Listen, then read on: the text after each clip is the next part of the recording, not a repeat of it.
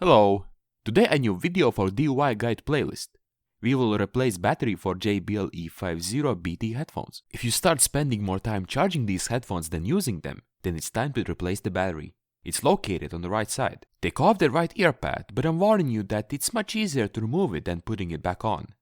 Then unscrew all the screws, but avoid getting them caught in the speaker magnet because then the headphone speaker will be dead. Then remove the speaker with this plastic holder carefully without tearing the wires.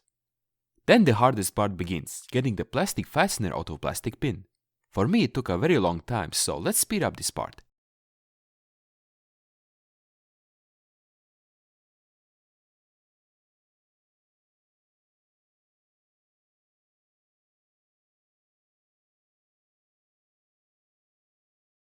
Done! I managed to do it after some time.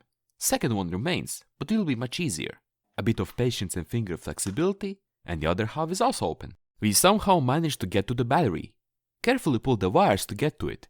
JBL uses a 3.7 volt 730 mAh battery. I purchased two batteries for this purpose because I did not know which one would fit. Let's try to fit the larger one that has a better capacity than the JBL battery itself. The original battery size is 45 to 40 to 4.20 mm. We unsoldered the two wires of the old battery, but remember or take a picture which pin is plus and minus so you can properly solder the new battery wires. We take out the old battery that is glued in its place. It seems that new battery doesn't fit because one plastic interferes. We just remove it. Try on the new battery. If it fits well, then measure the required length of the wire, but it's better to leave it slightly longer because then you can just cut off the excess wire. Then carefully remove the wire insulation and thin the cable conductors to make it easier to solder wires to the contacts. Solder the battery wires to the headphone contacts, but remember the correct order of red and black. Then check with the multimeter if headphones are getting enough juice, volts. With a small piece of insulation tape, we isolate the contacts for extra security. Then place several strips of double-sided tape on the battery and then glue the battery to the headphones housing.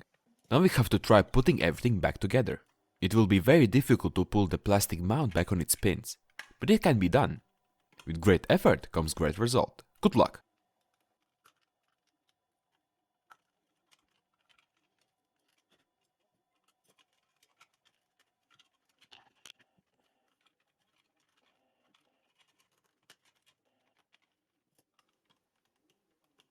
Yeehaw, we did it! Screw the speaker into its place, but remember to protect the speakers from the screws.